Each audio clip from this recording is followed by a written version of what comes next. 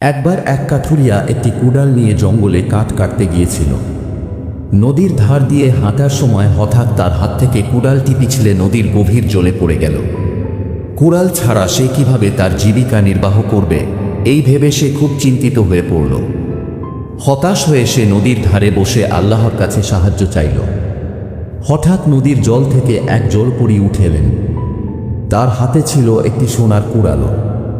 জলপরী কাঠুরিয়াকে জিজ্ঞেস করলেন, এটি কি তোমার কুড়াল? কাঠুরিয়া উত্তর দিল, না, এটা আমার নয়। এরপর জলপরী আরেকটি কুড়াল নিয়ে এলেন, সেটি ছিল রূপার। কাঠুরিয়া এবারও বলল, না, এটাও আমার নয়। অবশেষে জলপরী তার আসল লোহার কুড়ালটি নিয়ে এলেন। কাঠুরিয়া আনন্দে বলে উঠল, হ্যাঁ, এটাই আমার কুড়াল।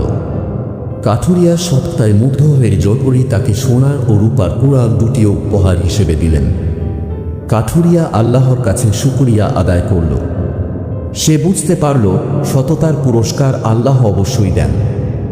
এই গল্প থেকে আমরা শিখি যে সততা ও ধৈর্য ধরলে আল্লাহ তার বান্দাকে অবশ্যই পুরস্কৃত করেন।